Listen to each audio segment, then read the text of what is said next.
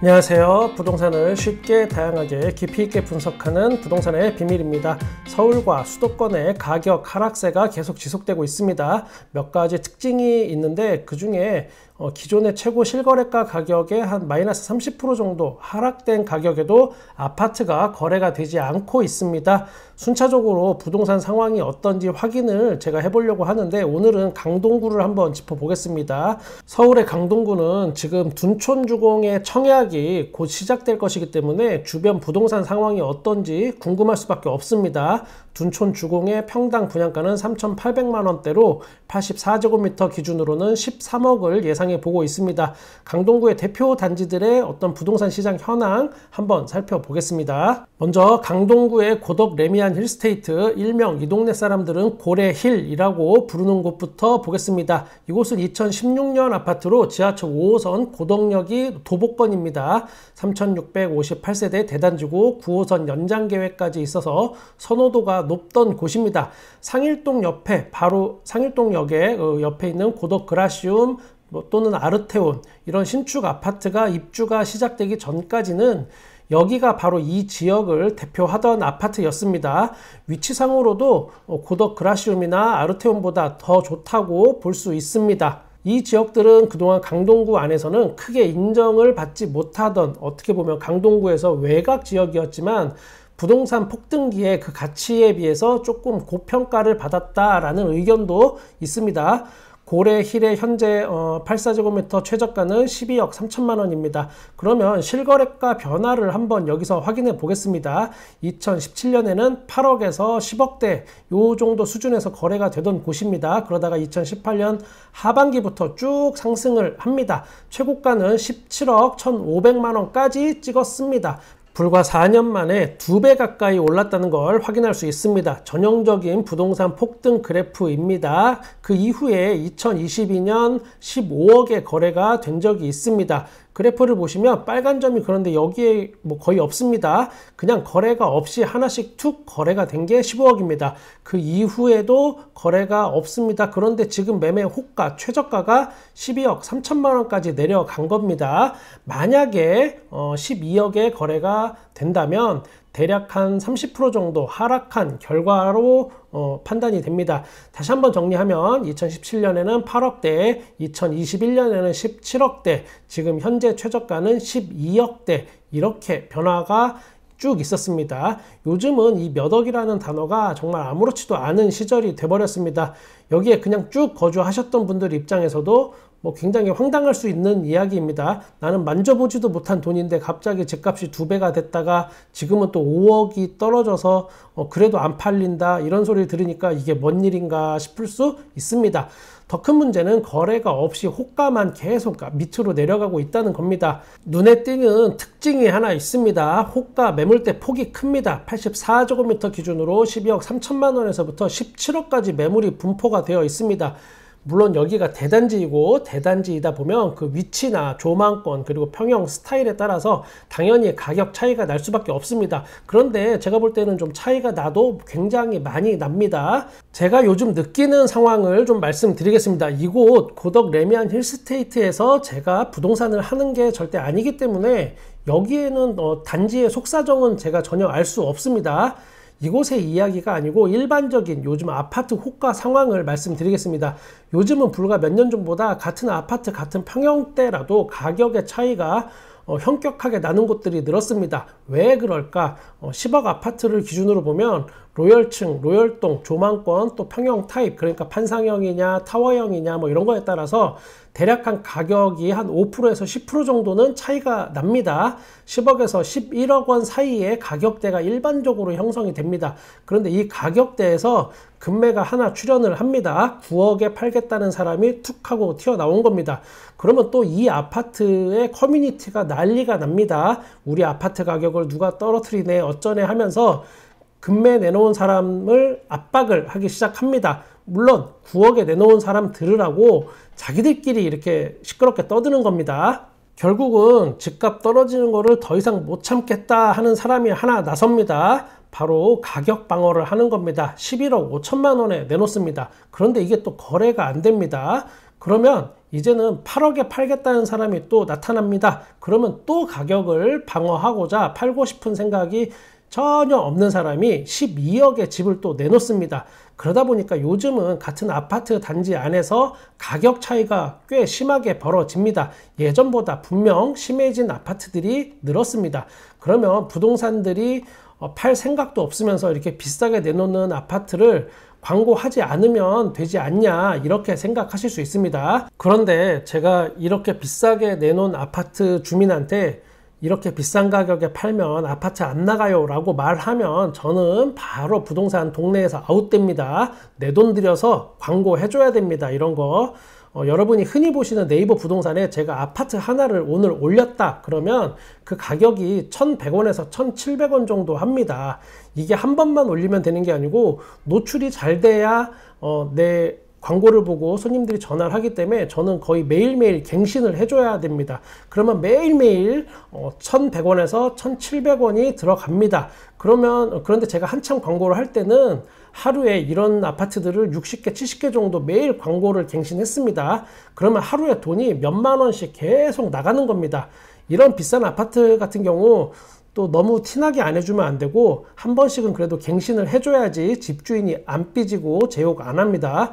그래도 중개수수료 비싸게 받아 먹으니까 된 거 아니야? 라고 또 생각하시는 분들이 있습니다.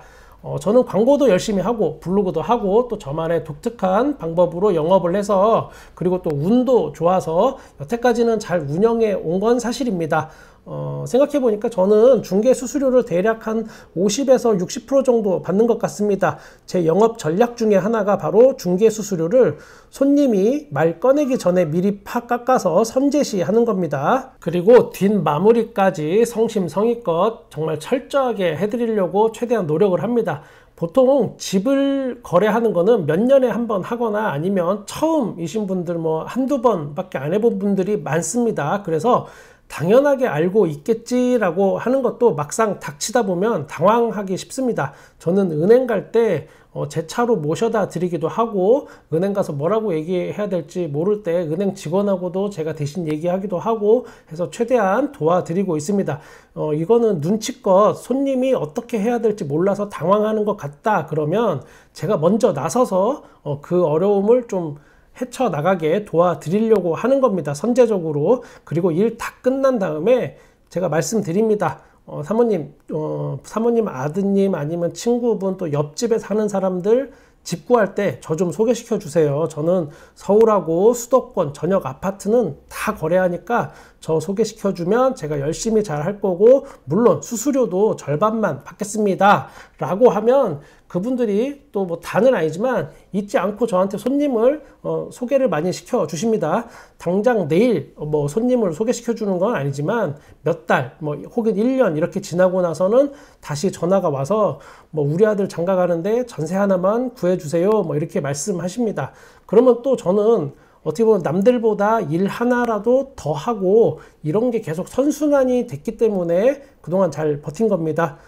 그러다 보니까 또 저도 자연스럽게 서울에 있는 전역의 다양한 아파트를 직접 가보고 중개하고 그러려면 또 그 아파트에 대해서 공부해야 되고 동네 공부하고 이러다 보니까 자연적으로 알 수밖에 없습니다. 최고 멀리까지 가서 계약을 한 거는 제2동탄까지 가서 계약을 해본 적도 있습니다. 너무 제 이야기만 해서 굉장히 죄송합니다.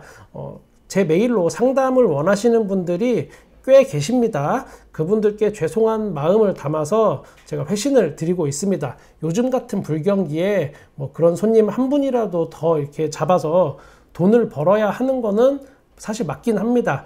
그게 제가 또 가장이고 제 역할이기도 하니까. 근데 제가 그렇게 해서 돈을 벌게 되면 결국은 저도 유튜브로 지자랑 지입으로 해서 돈 버는 복덕방이 될 거고 제가 여기서 더 이상 여러분께 솔직하게 말씀드리지 못할 수도 있다는 생각이 들었습니다. 제가 구독자님들과 아무 이해관계가 없어야 제 생각을 그대로 솔직하게 전달드릴 수 있다고 믿고 있고 그게 또 도움이 될 거라고 생각하고 있습니다. 다시 한번 문의를 저한테 주셨는데 도움을 못 드려서 정말 죄송합니다. 빠르게 다음 아파트 가보겠습니다. 고덕 그라시움.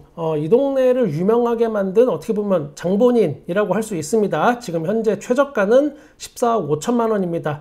이 아파트는 84제곱미터가 19억까지 가던 아파트가 지금 거래가 없는 상황과 또 높은 금리 등을 이런 거를 이렇게 예측을 해보면 지금보다 더 낮은 금액에 거래가 될 수도 있겠구나 라고 생각이 듭니다.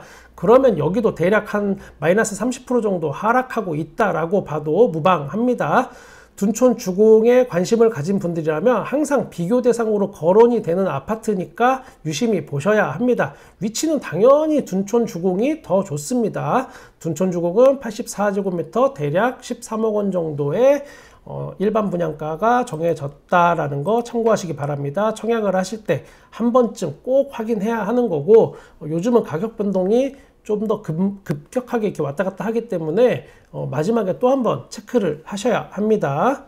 다음은 강동역을 중심으로 대표 아파트라고 할 수 있는 레미안 강동 팰리스를 한번 보겠습니다. 일명 이 동네에서는 강팰로 줄여서 불리고 있습니다.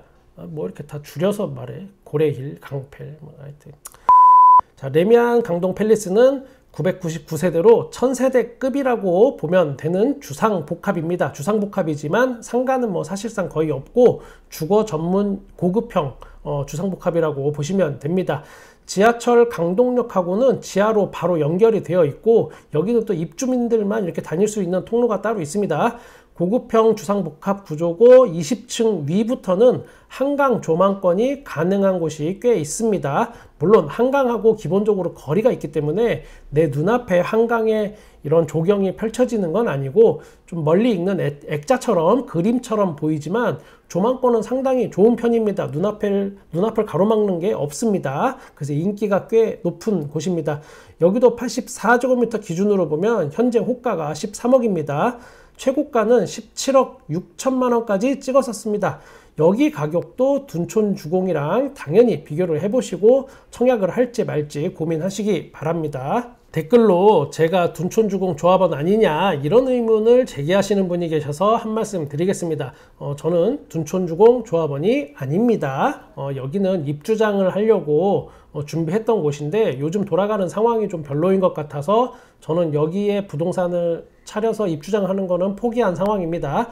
고덕 그라시움이나 아르테온 요 주위에도 입주장이 많이 있었는데 이때 여기에 들어갔다가 2, 3억씩 까먹고 나온 부동산이 많이 있습니다. 제가 아는 부동산들도 있고, 또 헬리오시티 입주민들이 부동산 중개수수료 안 주고 일만 시키는 경우가 또 많고, 그러다 보니까 손해본 부동산이 많습니다. 그만큼 또 이런 지역은 경쟁률도 치열하고 리스크가 너무 큽니다. 둔촌주공도 부동산 하는 사람 입장에서는 그렇게 앞날이 밝아 보이지 않는 것 같아서 저는 지금 다른 길을 찾고 있습니다. 제 앞날이 어떻게 되든 여러분의 부동산에 끝까지 함께 하도록 하겠습니다. 구독과 좋아요, 알람 설정 감사합니다. 부동산의 비밀이었습니다.